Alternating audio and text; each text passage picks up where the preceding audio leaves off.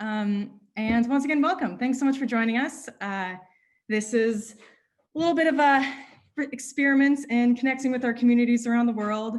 So I'm Megan, I'm based in Tbilisi, Georgia. I'm joined by Paul and Sopo and Georgi and Vaho, who are also here in Georgia, as well as Tom, and I think Ashot should be joining as well down in Armenia.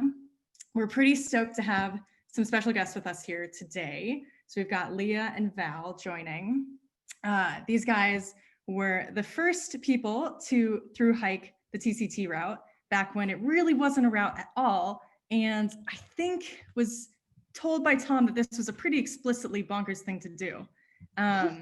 So as we go into, the ends of the year, we've been doing a lot of reflection on our work and how far we've come and what we're excited to move towards.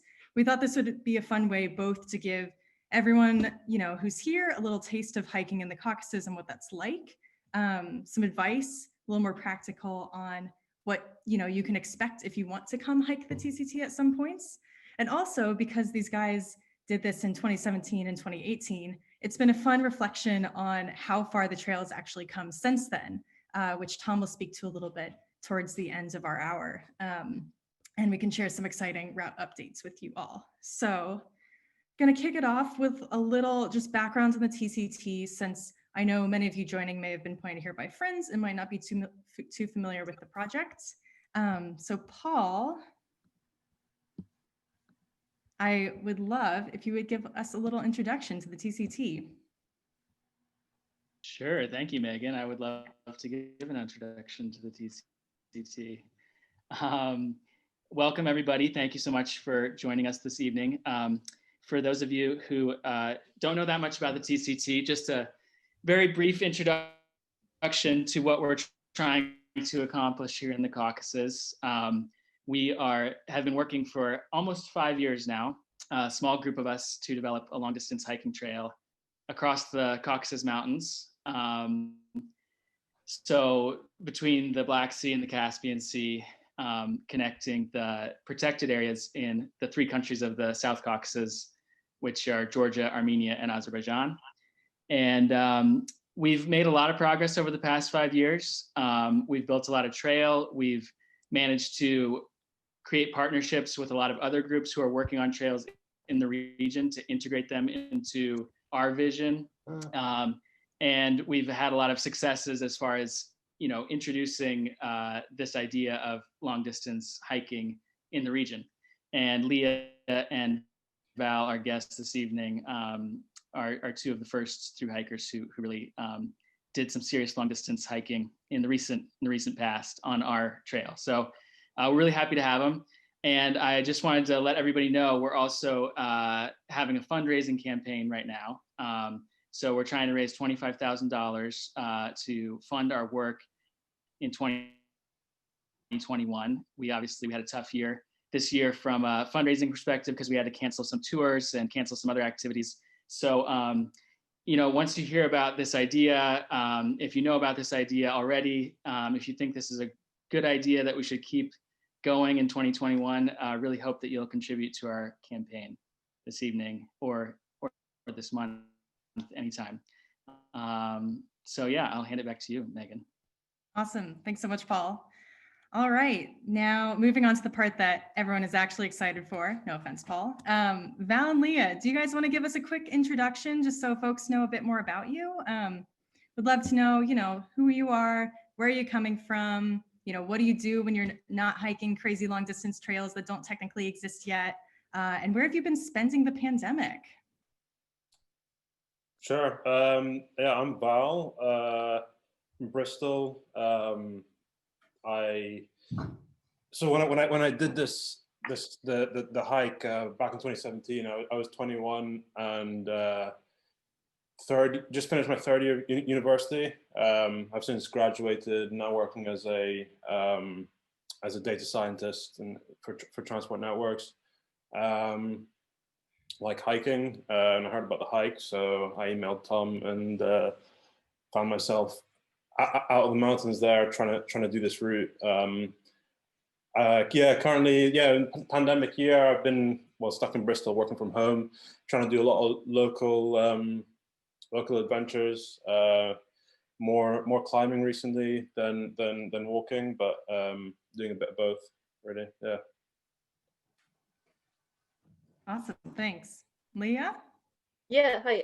So I'm Leah. I'm from Germany, as you might hear, but live in Switzerland most of the time, which is where I work. I work in glacier research, so like a science, research job. So most of the time I spend in the Alps, which I also, was during the pandemic year most of the time working from home. Usually my home is a van, so it was a bit more hard to find a good spot to park my van when we all just stay at home, but it worked out.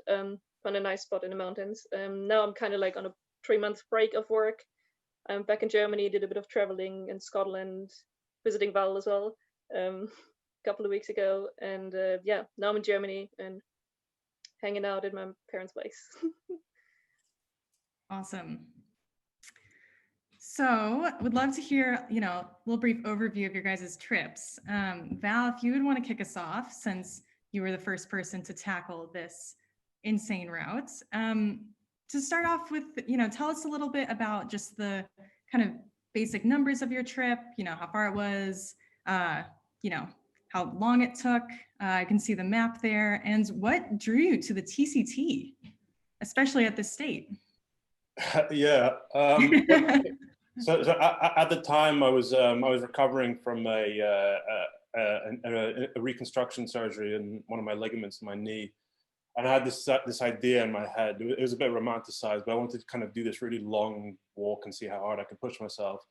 And I was, by chance, I was on a Wizz Air flight to Albania, and the front cover of this magazine was this article about these people who were building this trail in the Caucasus. I had never heard of Armenia or Georgia. I didn't know there were countries at the time, and it all looked pretty cool because it was like right at the start of development. Nobody had hiked it. Nobody had tried to hike it in its full sort of thing yet. And so yeah, it'd be cool to like do this long walk and see I could do it, but also thought it'd be nice to see if I could also like contribute something into the production of this trail. So I ended up emailing Tom first, and by chance he was going to be in London doing a lecture at the Royal Geographical Society not too long after I emailed him. So I went to that, and kind of from there went on to getting some data from Tom and Paul for the two stretches in Armenia and Georgia. And it sort of came together that it was they had scouted about 60%, a little bit over that of the route, and there were these little gaps in different regions. And so I spent the next few months over kind of Google Earth and Soviet era maps from the 70s, trying to figure out all these different options to fill the gaps. And then I found myself in the summer of 2017 out there, and actually by the kind of Iranian border, down there in the southeast corner of the picture, just nearly 40 degrees heat and 1,500 kilometers ahead of me. Yeah, and it was sort of I guess the highlights, the main themes were that it was a lot of dodgy route finding, being that nobody had tried it. It was all very unknown. I didn't know where I was going to get my resupplies from, really. I had some ideas of these big towns, but everything was up in the question. And then obviously the Armenia and Georgia, people there are so hospitable, and that sometimes, most of the time, leads to a lot of vodka. But yeah, I guess give it a little summary of. So this red line is the route. So it starts right by the Iranian border with Armenia, and heads up through Syunik province and up through Vayots Dzor, and then through the Geghama Mountains and through northern Armenia before crossing into Georgia and sort of going to Borjomi in the southern Georgia and running all along this incredible ridge line that takes you all the way to Batumi, basically. It's 1,500 kilometers, but for an area that small, like it's amazing how much range of ecosystems and environment there is. So you start down south in Armenia and Syunik province, and it's this very kind of like lush forested, almost rainforest like region. And yeah, the monasteries are pretty incredible in Armenia as well. Before you sort of get into more to Vayots Dzor, which is sort of getting close to the middle of the country, and it's a lot more barren and dry and rocky and full of these gorges. This is Noravank here, which is one of the kind of main sort of tourist spots people go to. But at the time, the TCT route, we had the idea to go through the gorge to get to there, which is this photo, but it's taken from way back in there. Yeah. And so the idea is to try and scout a trail through there.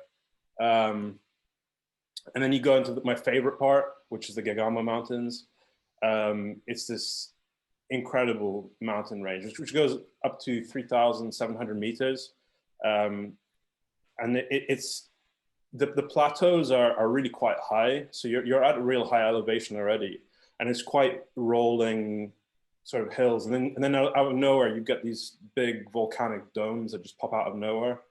And you can see in the pictures out here.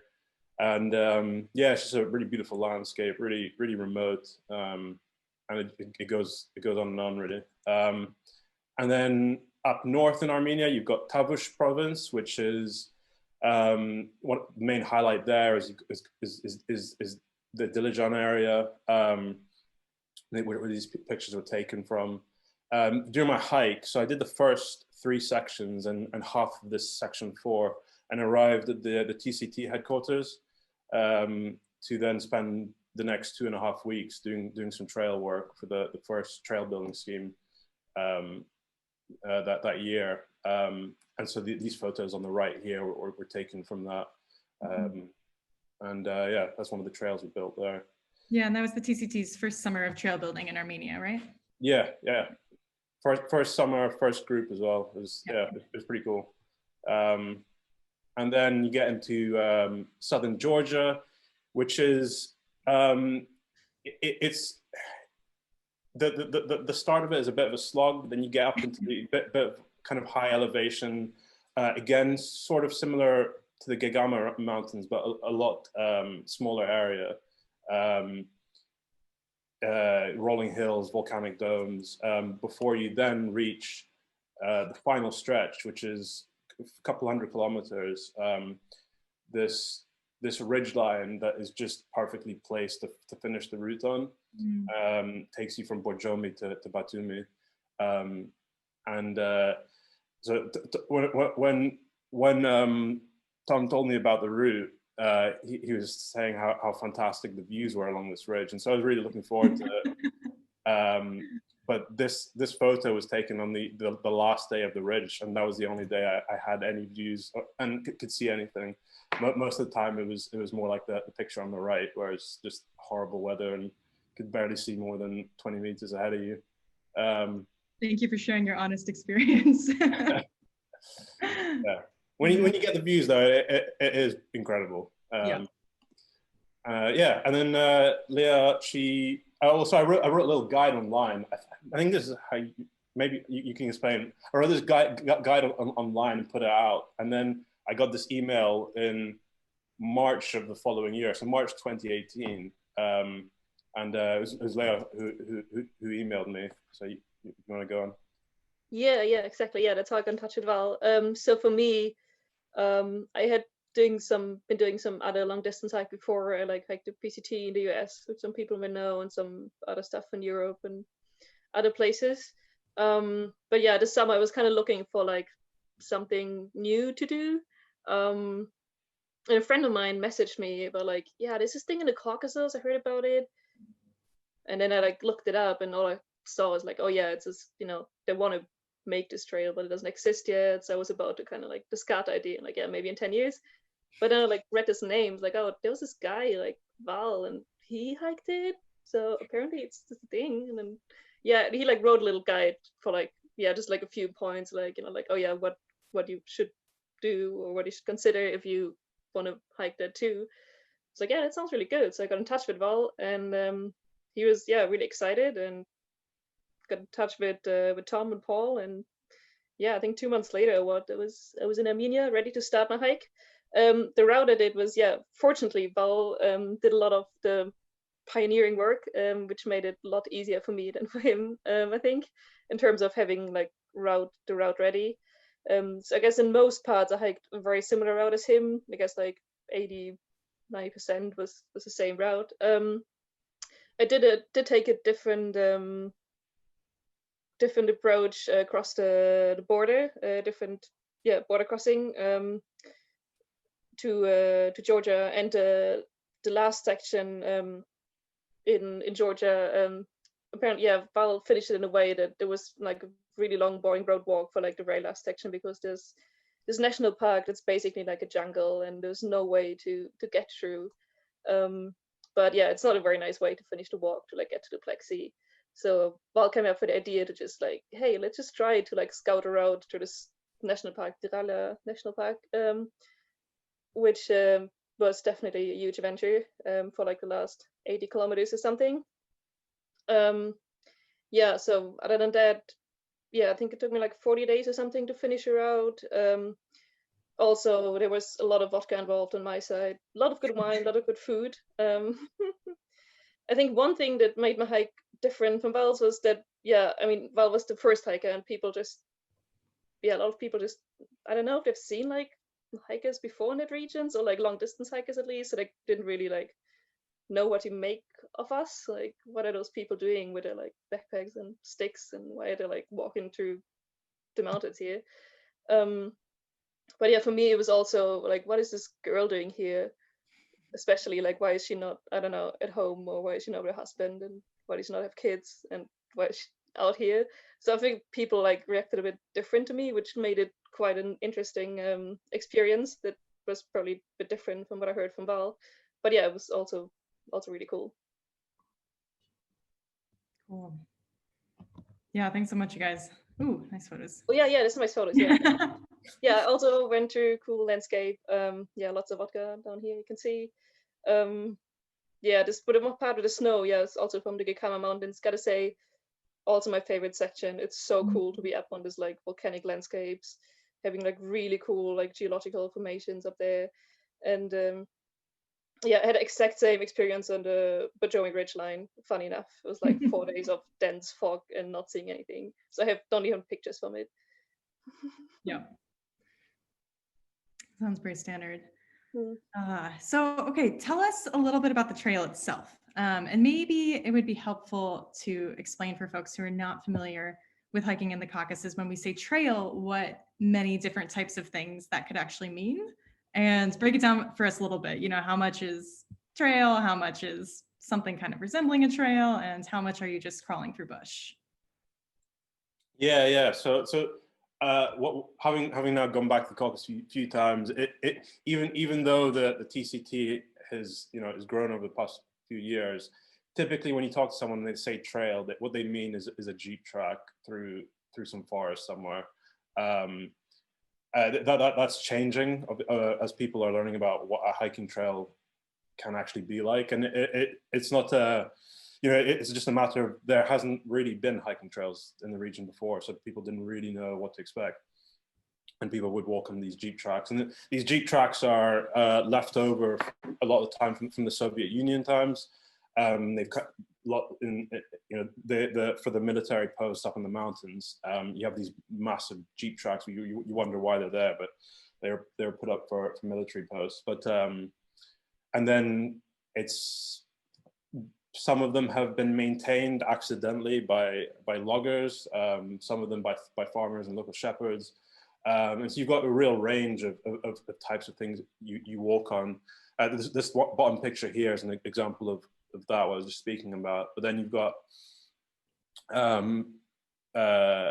these animal trails, which are just incredible to walk on, and you'll come up on them in the middle of nowhere when you least expect them, after you've been bushwhacking for ages, and then you pop out on one of these little trails which have been created by shepherds and their animals. And then on the sort of polar opposites, you've got this photo again was from the Borjomi Ridge, and there's no trail up here a lot of the time, but you don't really need it, because you're just following a ridge line and you're above the tree line. And then on the complete opposite side of the scale is sometimes the nature of hiking a route that doesn't exist is you do find yourself pretty isolated and far off trail and just wondering how long you're going to be bushwhacking for. This was taken on the way to Noravank here, and I'd followed some information which somebody had given to the TCT, but nobody had, I don't think at the time, had tried to check the route. And there was a local guide apparently said there's a lovely trail here, but when I turned up, there was just maybe fresh rockfall or something, but there was no trail, and it was maybe a kilometer, but I was bushwhacking for I don't know how many hours, most of the day, and it's just a very dodgy place to be walking. I made a decision somewhere here where whether I was going to keep on the left side or cross over, and so I decided just by luck to cross over, and then about half an hour later, I heard some huge rockfall where I was supposed to be walking. And so you've got this sort of massive range of environments you'll find yourself walking on. Yeah, Leo, if you want to show these photos. Yeah. And then, on the other hand, since I got there a year after all, I was in the very, very lucky and fortunate position to have been able to actually walk on like purpose-built hiking trail, which didn't exist when Val was walking there. So this left picture is, you can even see there's a TCT trail marker, which is, there are not too many of them yet, but getting more and more. This is in Diligent National Park. When I was there, I think there was a 80-kilometer section that was marked, and parts of it were like using used trails, existing trails, and other parts were like freshly built trails. And on the right side, I think it was near, what's the place called? And also, this trail was finished building, I think 2 days before I got there. So it was like as fresh as a trail can be to hike on. I mean, it was only like 2 kilometers, but it was very exciting to have a hike and trail. It's such a good feeling when you stumble on that. So of the sections that you guys walked, what were the best parts and what were the worst or hardest parts to get through? I also just this was talking about worst parts. Talking about worst part. So earlier Leo was talking about the how we at the end of her through, like I joined her for a little bit to try and scout this 80-kilometer route to the Mitrala National Park, which is I think they say it's the wettest place in Europe. So when I did my sweat and tears. Sorry? Is that just sweat and tears? Yeah, all just from the two of us. Yeah.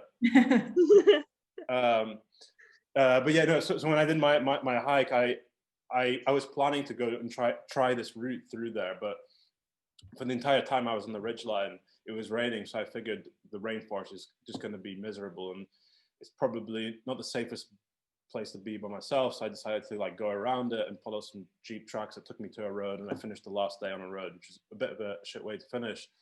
So with Leo, we'd go and try and scout this trail together, this route together, and it was based.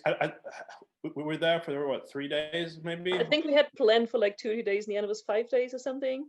Yeah. And it was just non-stop bushwhacking.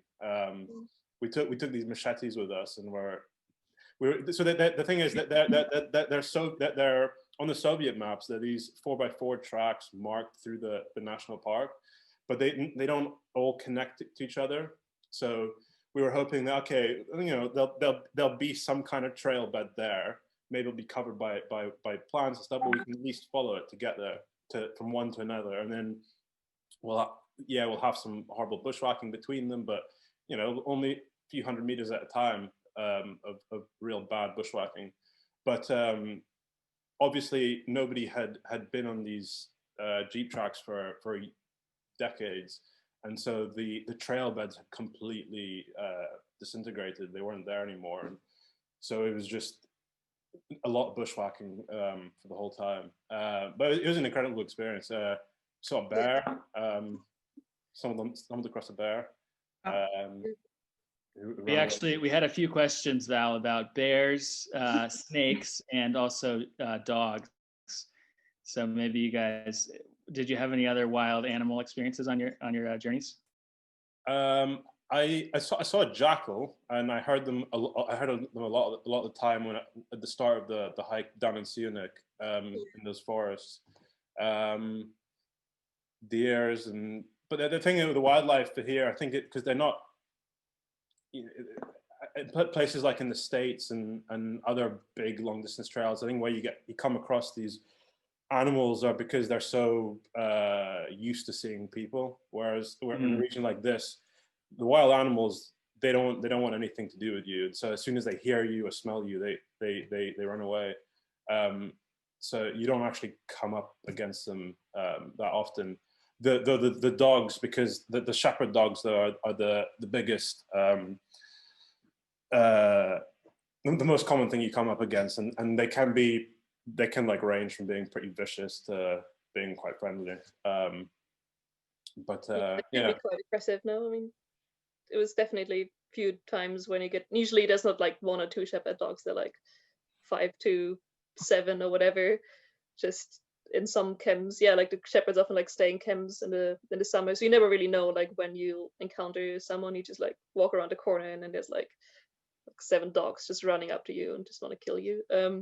But yeah, I don't know, I was fortunate. I had like some few scary experiences, but like I think some people have gotten bitten, but I always recommend that people have trekking poles. Yeah, hiking poles are really important, and like Yeah. be ready to like pick up a rock and throw them, and then they usually scared off, and it helps.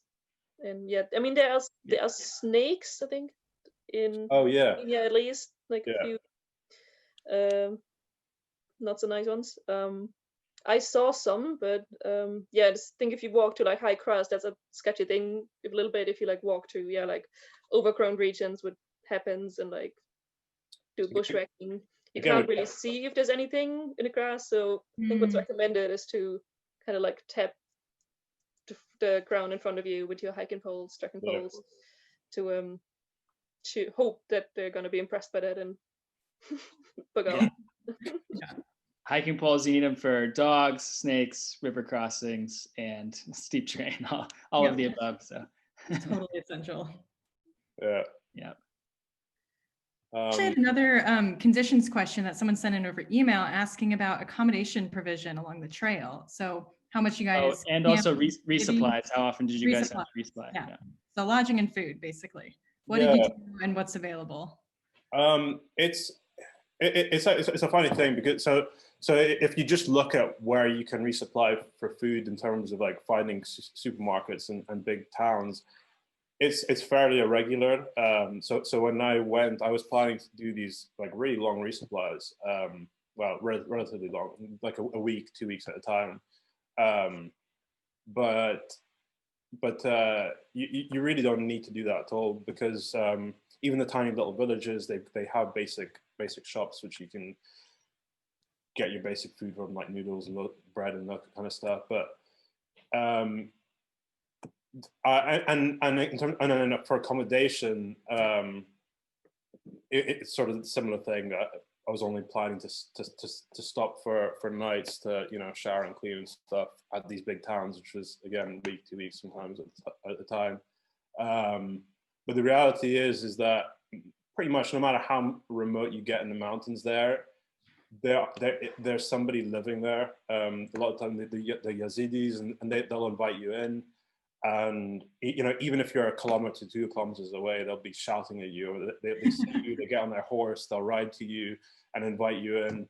And that turns into food and drinks, and then you find yourself spending the night there. And then when you try and leave in the morning, they don't let you go out the door. They tell you to sit down, and you're confused.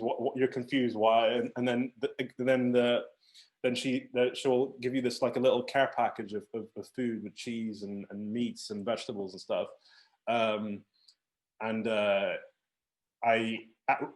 Early on, I tried to like give something back, and I didn't have anything to give back except I just had a bit of money. So I tried to offer that, but they really didn't like that. they just wanted to give it for free and have nothing back. And so eventually I stopped doing that. Whether that was the right thing to stop or not, I don't know. But yeah, so I guess the expectation and the reality was very different from me in that sense. Yeah, I think in the end, I mean, most resupplies were like 4 or 5 days, not meaning that after 4 or 5 days you get to a supermarket, but after 4 or 5 days, I was always in some small village that had like a village store. And yeah, sometimes the shelves in the village store were like basically empty, other than, I don't know, maybe one package of rice and some candy, but I guess that's enough to get to the next town. And lavash, you can always get lavash. So, which is like the big bread thingies. And you could just buy 2 of them, it basically feeds you for 3 days. So yeah, it was fairly easy to resupply. And then yeah, I got invited by people along the way, and which is a nice addition to the food I carried. And yeah, that worked pretty well. And most of the smaller towns, yeah, had like I think always like in every town, Tom knows someone that like has like a bed and breakfast or something, Airbnb, or like, you know, some family that's like, oh yeah, you know, like, could stay at this room. So and I'll just add that you know, some of the more popular areas in Georgia and Armenia now, you know, that there are more hikers, not the more remote areas that Val and Lea are talking about. There are, you know, accommodations for people, and guest houses have sprung up just to cater to the hikers in those areas. So, but then some of the areas that we're developing, you know, are 3 to 4 days without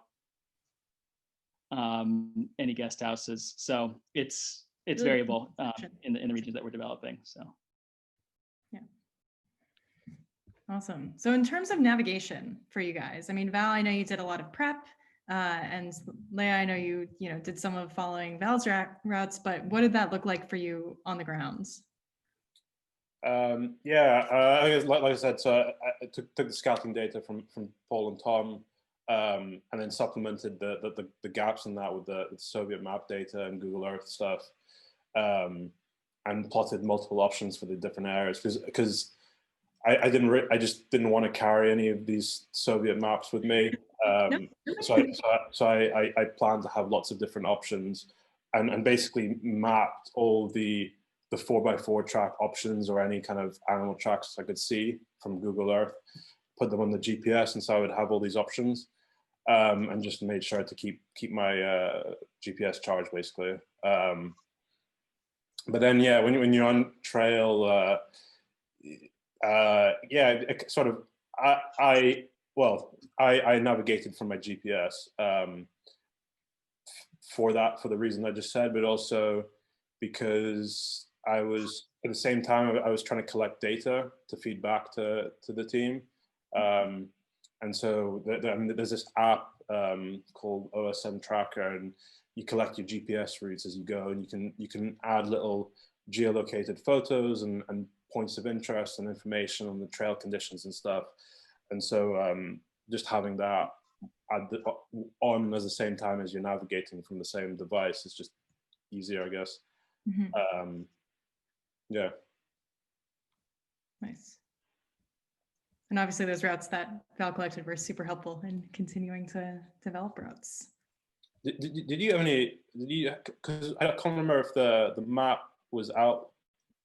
No, it wasn't yet. No, I think it came out a year later. Yeah, just saying now, there's actually, I think for Dilijan National Park and Vayots Dzor, there's like actual hiking maps out now. Maybe Tom wants to say something about that.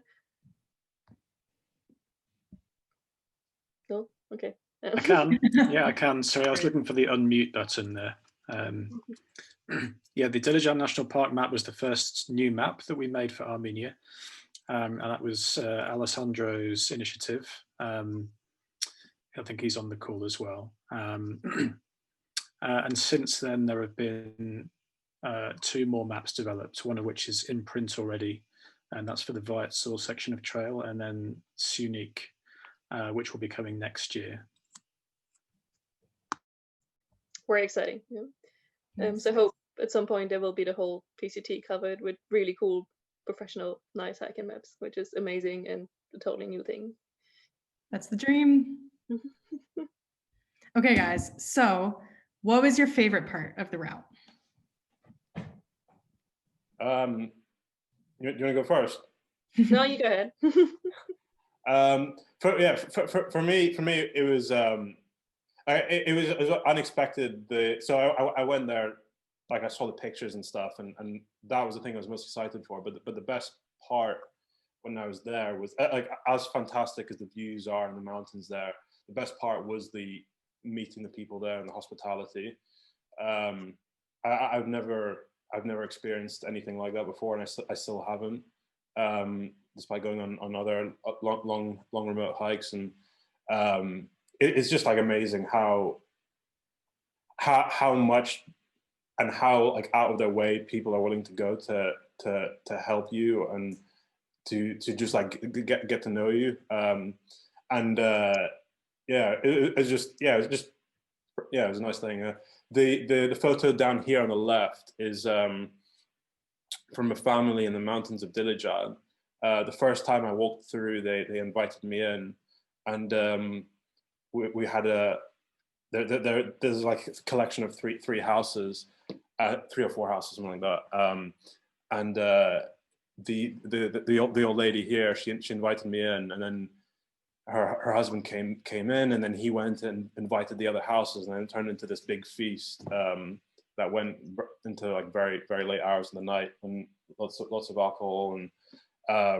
And then since then, so I went back another 3 times that same summer for trail work and scouting and stuff. And again, you know, stop to say hello. And since then, I've been back for 2 years in a row, and stayed with them again, and like, you know, a handful of times each year. So it's just like quite cool getting to know people who, I mean, it's just like a complete coincidence. Like there's no reason I would have had a chance to meet these people otherwise. And then this photo here is from an old man in southern Georgia. I actually called Sophie for this one. I don't know if you remember this. He was this old Russian guy who I'd just done my longest day, and I was exhausted, and I was looking for some place to stay, and the only guy I could see around was this old man who it was sort of like an abandoned kind of Soviet era town. It was just this old guy, and so I wanted to know from him, is there anywhere like close by I could keep walking to be able to stay, and so I called. So I couldn't understand anything he was saying, so I called Sophie and put her on the phone with him to try and translate what he was saying.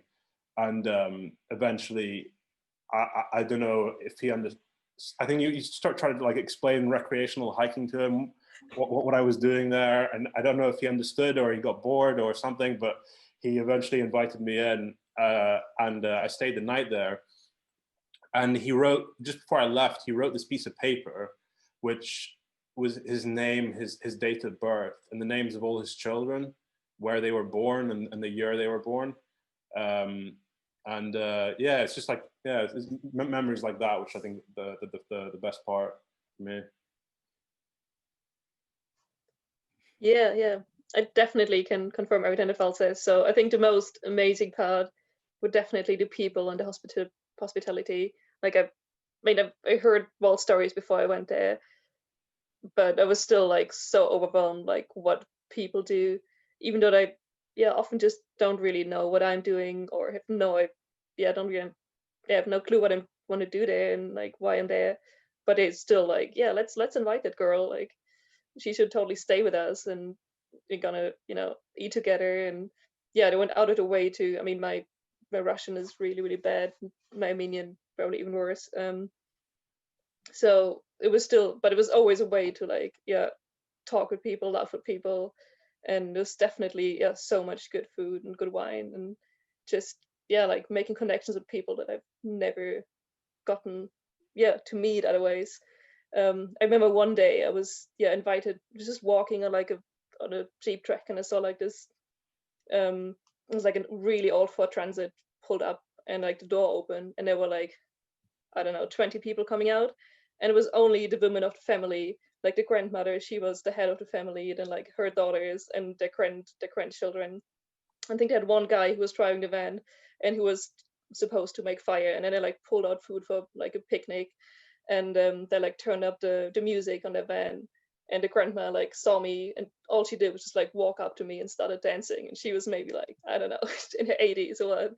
And yeah, the family just like all of a sudden I had like, I don't know, 10 kids around me, and they're like, yeah, come in, and yeah, they didn't let me go. They basically adopted me into their family, and it was really hard to like convince them that I had to walk another few kilometers a day, and I couldn't leave before I totally went into the another dance battle with the grandma, and Who won? yeah, it was. I think she won. Yeah, I mean, phew, it was hard. I had walked a few kilometers already. I was tired, but and maybe a little tipsy from too much really good wine. They fed me, but she was just immune to it. Yeah, and she was really proud to like, like, oh yeah, you're part of my family now. Yeah, it was amazing, and so many encounters like that. Yeah. Made it great. Yeah, that is so wonderful to hear. And I think all of us who've spent time hiking around, whether in Georgia or Armenia or anywhere in the region, have our own little cohort of stories too. It's always so nice to hear others. In the interest of, also providing a representative experience, would be curious to hear about the worst parts for both of you. Yeah, the weather can be a little mixed. Part of that is kind of the terrain you're going through. It's a lot of forested regions, so forested mountain regions. So you do get quite easy, like the weather will change very drastically, very quickly, particularly in the Geghama section, which was that high volcanic range in the middle of Armenia. You'd be walking for most of the day in blue sky, and then it hits 4 or 5 p.m. and suddenly you're half an hour later, you're in a full-on thunderstorm.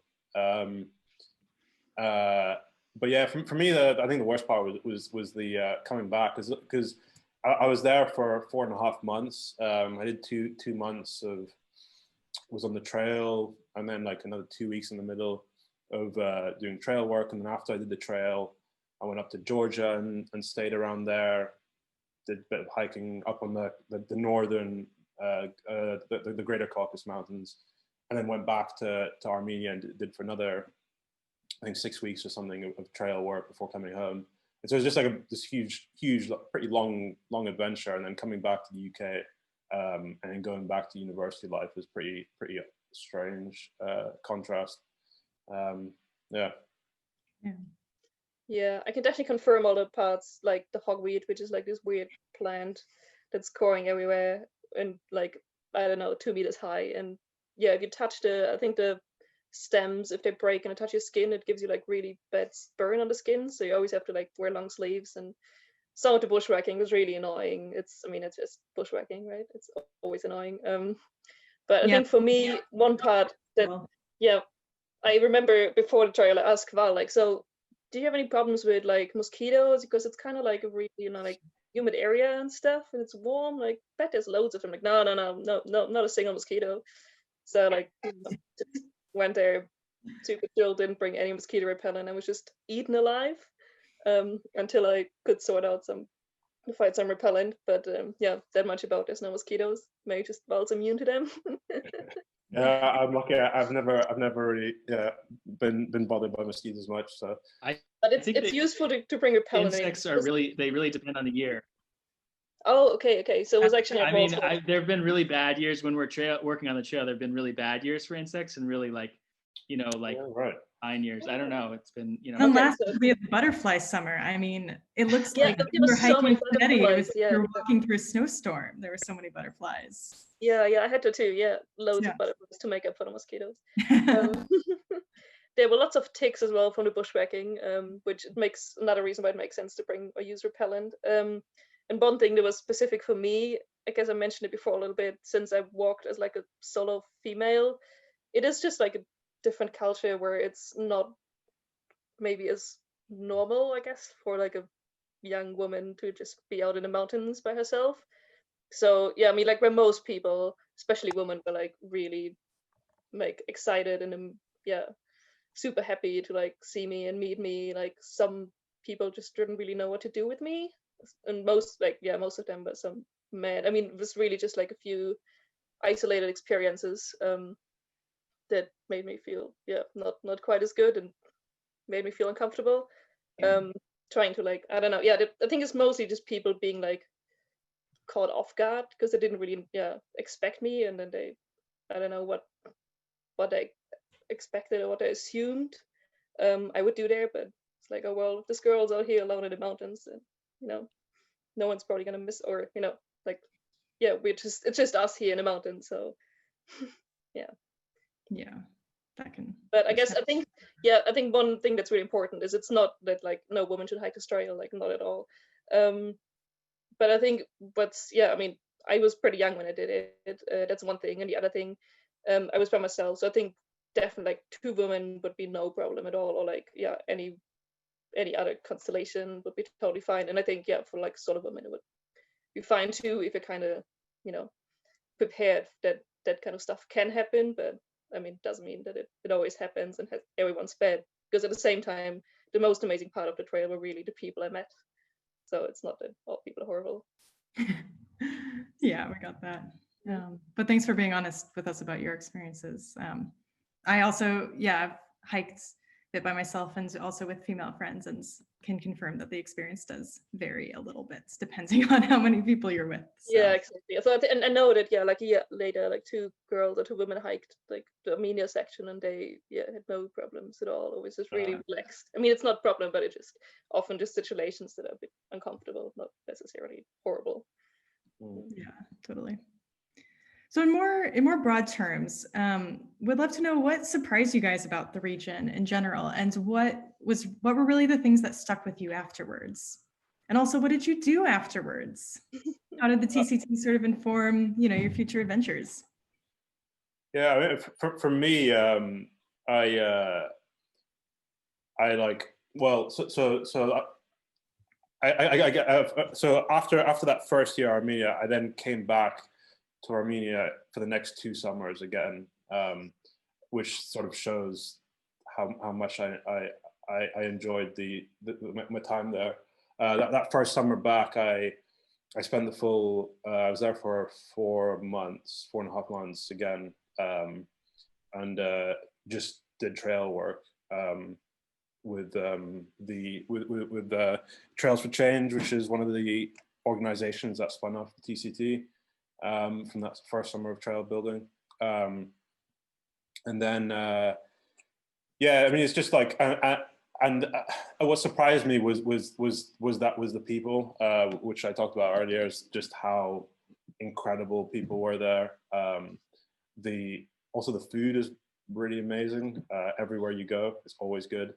And then one thing that stuck with me the first time round was these cliffs in Dilijan, which are in the bottom left corner, just north of Dilijan. And I had the idea when I was there, it'd be amazing to come back when sometime and develop some rock climbing there, because at the time in Armenia nobody had really done anything yet. There's some routes there, but in this area here nobody had put up anything, nobody had tried yet. And so the second time I returned, I brought a team with me, and we spent 6 weeks developing the first routes in Dilijan area up in these cliffs. And that bottom right photo is Graham climbing one of the routes. But I mean, the TCT has like opened up so many things for me. It was I feel like I really cut my teeth on it, and learned so much about just like the kind of the like I had experience navigating off OS maps. I had done my ML and all that stuff in the UK, but it's a very different thing when you're in the middle of nowhere in a country you don't know much about, you don't know the language, you don't know any of this kind of stuff, and you really have to be like pretty certain in the decisions you're making, and a lot of the time you don't actually have that much information to make the decision on. But it's given me like a lot of confidence, and one of the things that's resulted from that was so last in the same summer I was going back to do the climbing in Armenia. I also went to Kyrgyzstan, and sort of inspired by what Tom and Paul were doing in Armenia. The idea is to try and create this open source long distance route through Kyrgyzstan, the Tian Shan Mountains, a 1,000-kilometer route, which I'm trying to still work on processing the data and all that and releasing it. But yeah, it's yeah. So yeah, it's opened a lot of doors for me, basically, and it's an area which I'm gonna keep coming back to probably for the rest of my life. Yeah. Yeah. Well, I mean, that's amazing. Yeah, I mean, I unfortunately haven't been back to the Caucasus after my hike yet, but since my hike was a year later, I still got more time. Yeah, but for me, it was not. I mean, not quite as I didn't do quite as many projects as us, but I absolutely fell in love with the region and was yeah, kind of hooked by from starting out like barely knowing anything about the Caucasus. I mean, and now it exists and there's mountains there, but that was about it. To like really having gotten to experience all the diversity of the culture, like getting connection to the people, to the landscape. It's really changed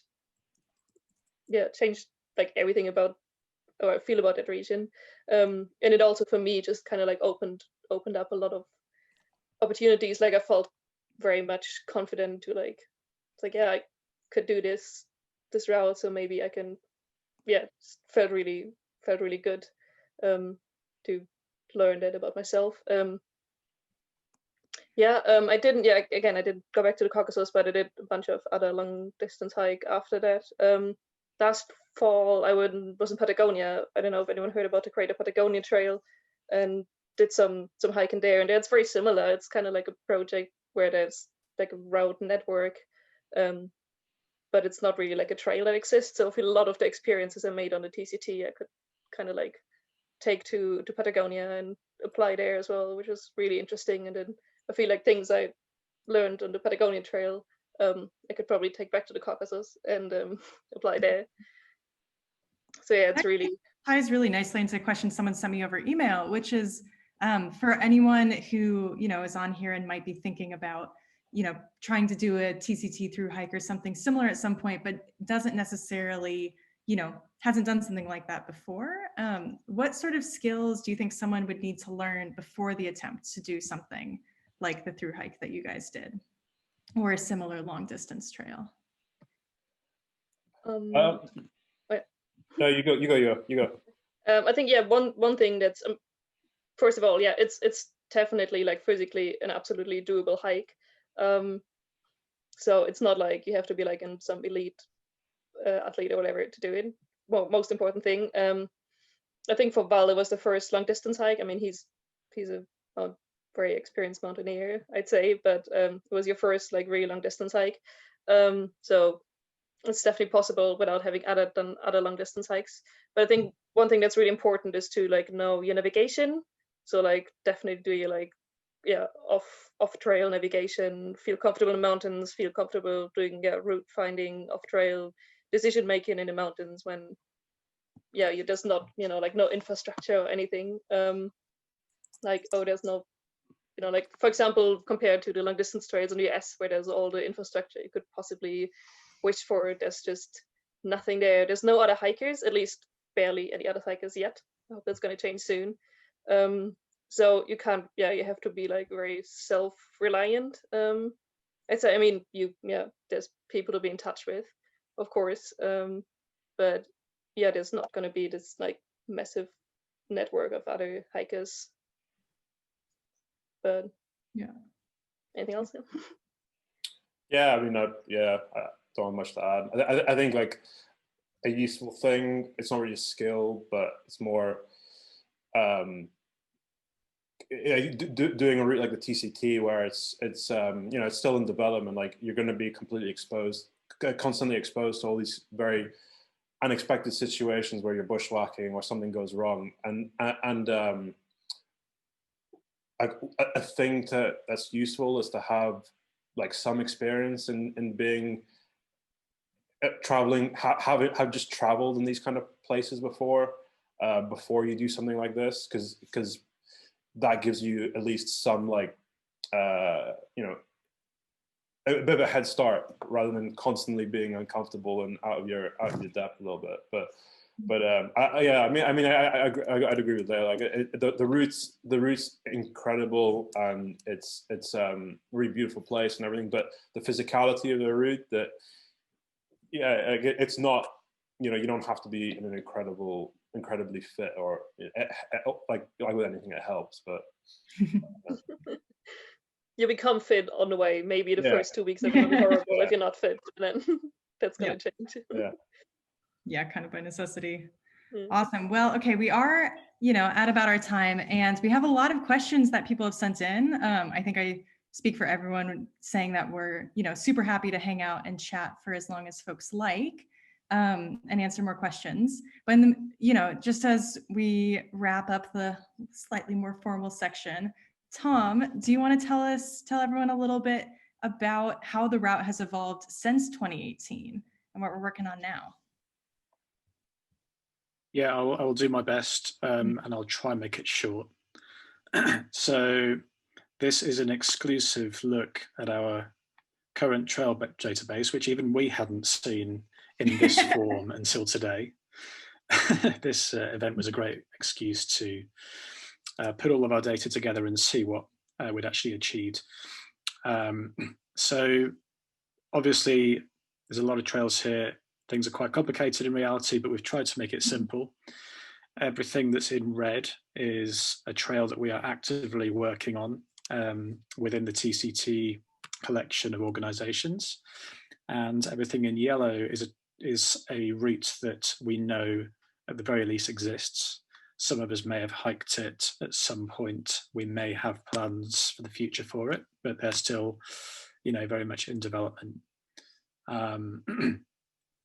So yeah, I mean, what Val and Lea hiked in 2017 and 2018 was very much a kind of first draft of a southern route.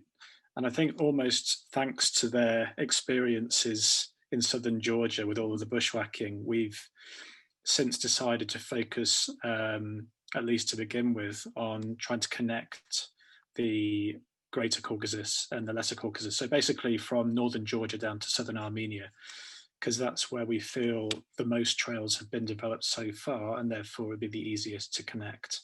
And then an east-west route from the Black Sea to the Caspian Sea would be, you know, the next step after that. So yeah, that's kind of the summary version. But what I hope the map shows is that the TCT, I mean, between all of the people who've ever done long hikes in the Caucasus, the TCT has kind of been hiked already, and maybe there are some tiny gaps here and there, but walking across the Caucasus is definitely possible. Yeah, and so I think what you can also see from this map quite nicely is that, you know, the first route, like Tom said, linking the Greater Caucasus and the Lesser Caucasus, between all the trail work and mapping and scouting that's been done over the past couple of years, we're actually pretty close to being able to really launch a full route, which is what everyone here is, you know, has been working towards for the past 4 years, and is really exciting to be on the edge of actually being able to release that into the world and start to welcome more thru hikers. So that's what we're working towards next year. Also to add just about the route, I mean, because there have been some questions about routes across the Greater Caucasus and what we're doing elsewhere. So just to give everybody an idea of, you know, what we're thinking for the next couple of years is we're working on completing this trail from Svaneti in northwest Georgia all the way down to the southern border of Armenia, and that's going to be the first mega trail in the Caucasus.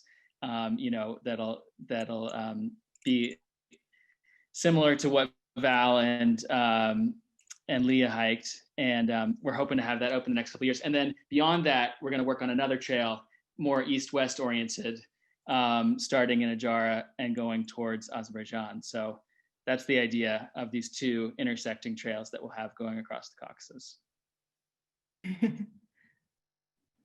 Just Yeah. can I just which quickly of course jump is very in? exciting. Yep. There's been a couple of questions about Russia and the North Caucasus. And on the map, there are a few yellow lines that look like they might be in Russia, and they are. These are parts of another long distance trail project that two Russian hiking guides are putting together, which eventually will connect the Black and the Caspian Sea, but north of the Greater Caucasus Range. So there's, this thing is spiraling beyond our control, I guess, is what I'm trying to say. In the good way.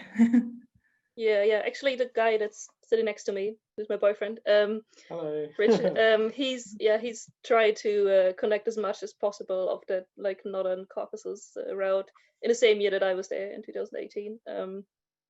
It wasn't possible to connect everything and do the whole route, but yeah, I mean, there's loads of good hiking in Russia. I started in Sochi and tried to hike to Baku, and I did most of it, but there were lots of gaps where I couldn't get the permits yet. In Russia especially, it's really difficult, and then in Kakheti as well, in Georgia and Azerbaijan, the permit situation's like really tricky, but there's loads of trails there. If you go on OpenStreetMap in Russia especially, there's loads of like good log trails to connect together, and it's beautiful there.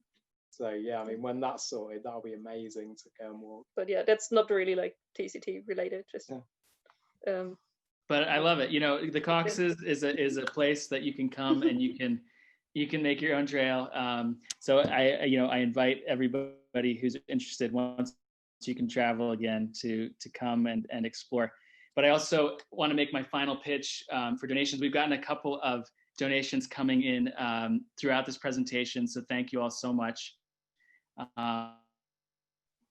It's wonderful to see people donating. There's the address you can donate at.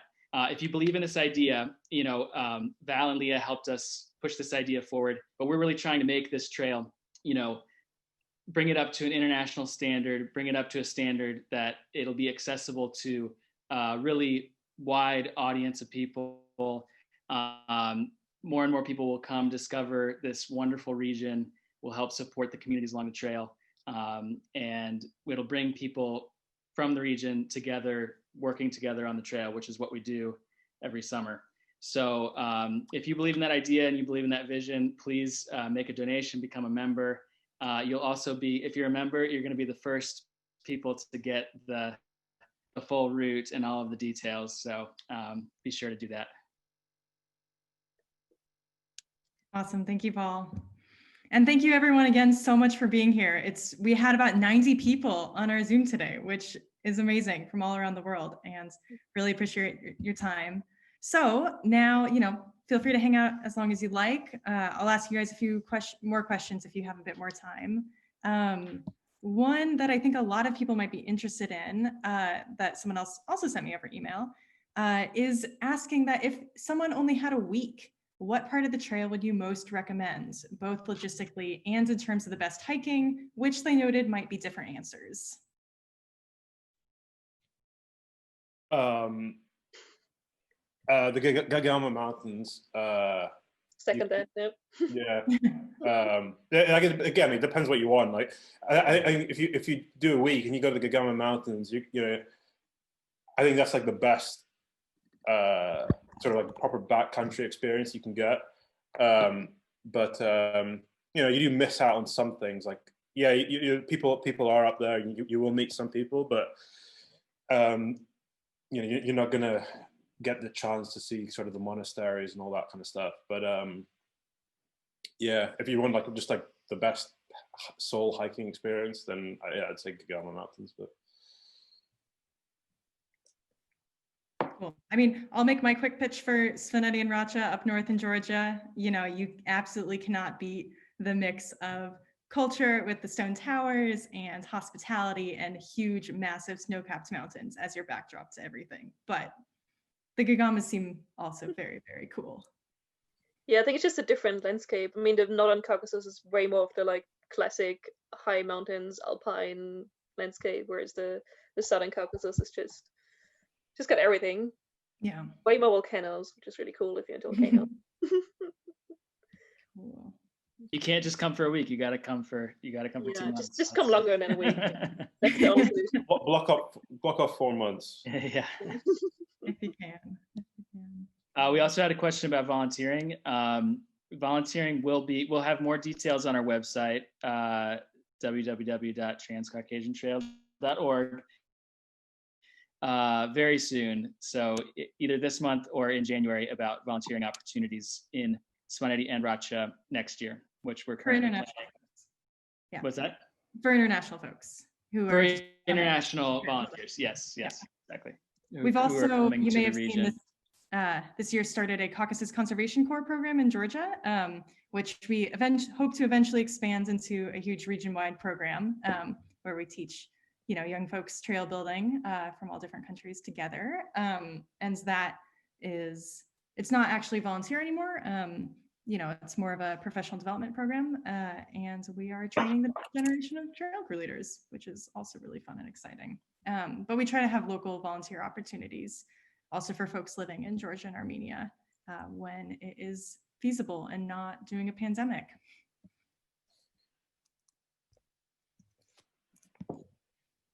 Paul, what else we got in the chat? Ooh, I see one about camping, whether camping is allowed everywhere. We also had a very basic one about how many days did your through hikes take? I don't know if you guys said that in the beginning, but if you exclude your trail building, Val, how long was yours? I think it was 2 months, about roughly. I can't remember exactly. It was definitely close to 2 months. It was, say 2 months. And Lea, what about you? Yeah, I think mine was like 40 days or something. It was a bit more on the rushed side than Val. Yeah, the wonderful thing about the Caucasus is that it's, as we develop this trail and as we get it more hikeable, less bushwhacking, you can do it at your own speed, but it is an incredibly diverse region, like very small region. So you get all of this incredible diversity over the course of 2 months, which is just, I think, really incredible. You don't have to spend, 6 months on the PCT. You can just spend 2 months in Georgia. So yeah, PCT is horrible. No, you just walk the same landscape all the time. You get way more out of the 1,500 kilometers of the TCT. Yeah. You've done the PCT, right, Lea? Yeah. Yeah. I mean, it's also cool. No offense, but TCT is much cooler. Excellent recommendation. Yeah, club of recording this. Oh. No more TCT permits for me. No. Okay, 2 quick logistical questions. How did you guys deal with camping in terms of like setting up your tents in different places, whether that was like open fields, any property issues? Did you talk to people? And then how did you manage getting to and from trailheads? I think camping is about as uncomplicated as you can imagine it to be. Whenever you find a flat spot, I think I never had any issues with property. A lot of, like in the mountains, a lot of like shepherds live in like camps in the summer.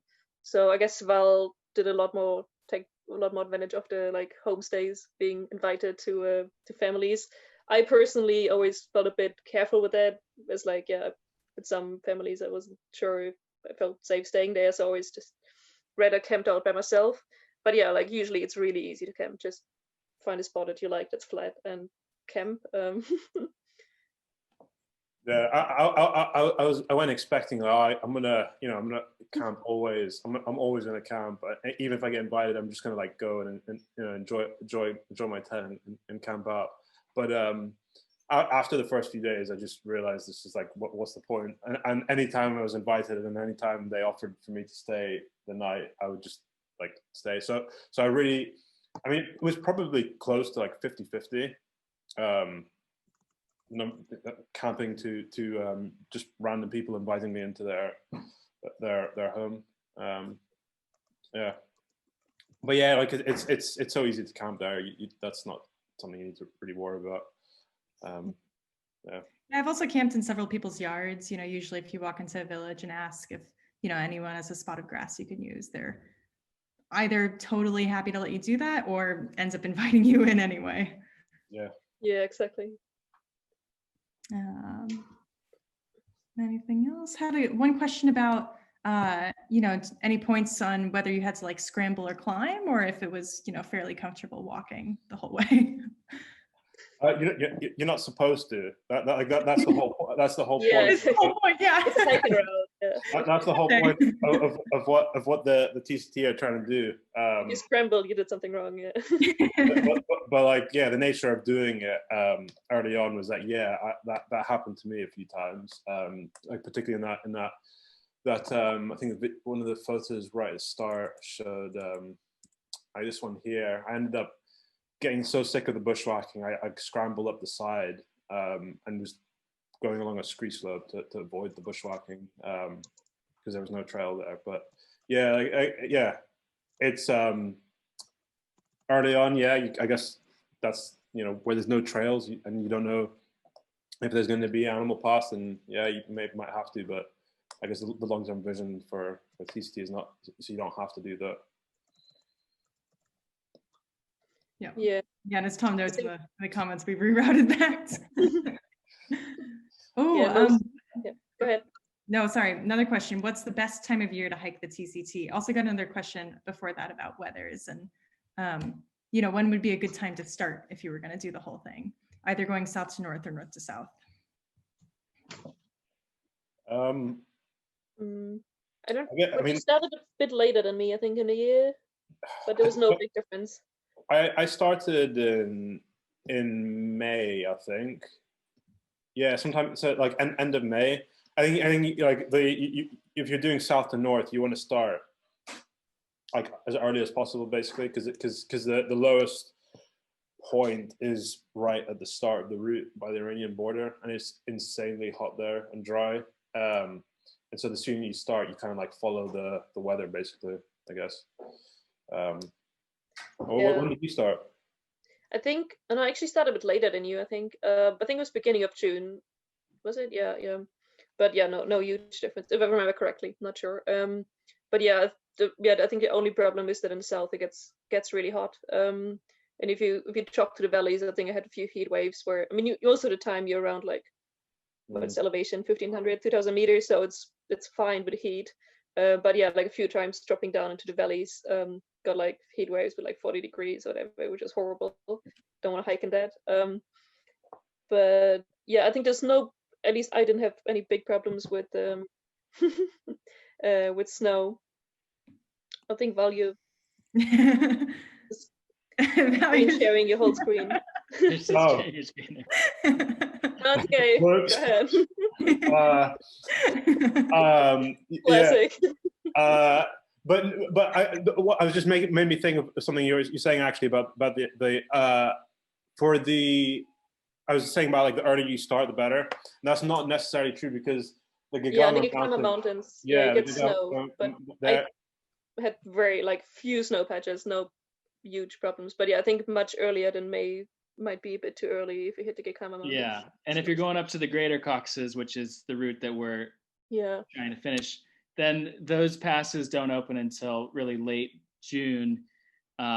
So yeah, it seems like, you know, May to July going south to north, or like August to October kind of going from north to south would be kind of ideal as far as dealing with snow and heat, both. Yeah. Quick language question. Someone's wondering about learning Russian or Armenian, also Georgian would apply. Did you guys know any local languages? How did you get around? How did you communicate? Tom, Paul, also feel free to weigh in on this. Yeah. I didn't know any at the time, but slowly, because I've been now 3 times. You spent like a year in Armenia by now, no? Yeah. Slowly like picked up little bits of Armenian and stuff. But yeah, I mean like it will, you know, it's not necessary, but you'll get more out of it, I guess. being able to actually talk to people in this time. But Yeah. hand signals and that kind of stuff get you a long way still. But Yeah, I think it definitely helps. Yeah. I tried learning a little bit of Russian, barely got anywhere. But I found it would have been really, really useful to speak some Russian. I found often people just already approached like speaking to me in Russian because they didn't assume I'd speak Armenian or Georgian anyways. But yeah, I think it's really helpful if you know any, but yeah, barely anyone speaks English, but there's always ways to like communicate. Yeah. I would found say my- that, sorry, Megan. No, you go. I was going to say, obviously, depending on where you're going, Armenian or Georgian might be irrelevant, but like Sopo said in the chat, yeah, Russian will get you around, but people will really, really appreciate if you can speak a few of the words of the native language. Yeah, that's helpful. Yeah, just like hello, thank you, and I mean, very, very few, but it already helped a lot. Sorry, Paul, didn't interrupt you. Yeah. Yeah, I speak Russian, and it definitely feels like that changes your interaction with people when you just start, you know, even if your Georgian or Armenian is super basic, if you start from that point and then, you know, see if they speak Russian and switch to that, people are really, really receptive and usually just happy to chat in whatever language they, you know, you can mutually figure out. Yeah. If you're expert level TCT hiker, you learn some Svan. Yeah. Hey, Tom, any thoughts on drafting a guidebook? Well, thank you for asking, Megan. Yeah, I mean, so there's a question about guidebooks. There's a question about Gutthook, which for the unfamiliar is one of the main thru-hiking apps, which basically is a digital route guide. And it has guides for, you know, trails all over the world. We're thinking about these things. And really, it's a question of timing, I think, as with so many aspects of trail development. And when is the trail developed enough? And when are there enough people hiking these routes for it to be, you know, viable to put the resources into such a thing? Because I would love it if we eventually had a whole series of guidebooks to all of the TCT sections. But having worked as a guidebook writer in the past, the amount of work is indescribably huge. And then, of course, you have the thing of having to update them. So it's no small undertaking. So yeah, I'd say it's definitely on the radar. And I think what will probably happen is that we start with the most popular sections of trail and eventually we have a complete library. Awesome. Paul, anything else you saw in the chat we should pick up? Well, I may have missed some, but I don't think so. If anybody wants to, you know, turn on their video and say hi or ask a question, please feel free. But yeah, we're almost to an hour and a half here, so we'll probably wrap it up here soon. I just wanted to thank you all again so much for making the time on your Sunday, whatever time of day it is, wherever you are.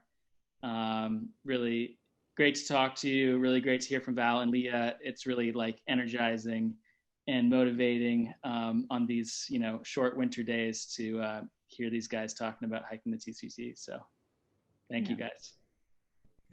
Quick last question. Thanks, Laura. How'd you get to and from the trailheads? What trailheads? Yeah, I think I just went down to the Armenian-Iranian border with marshrutkas, which is like the local shared ride taxis, which is the way that everyone gets around and they're really easy to use. There's one from Yerevan and then just take one down there and just start walking. So I never got off trail or anything. Just there's like small villages on the trail every couple of days, which is where we resupplied. So we never really went off trail. And I think if you plan on doing section hikes, there should always be Mashrutka or a way to get there. Marshrutka, these like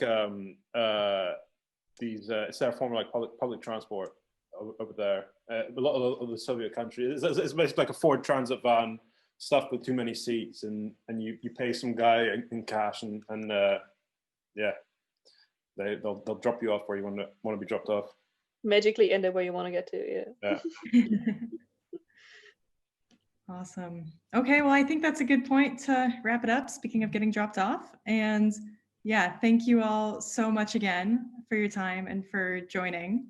And feel free to get in touch with any questions, and we can always, answer them or pass them on. And thank you again to everyone who's supporting our campaign. It's definitely going to make a difference in how much of this route we can tackle next year.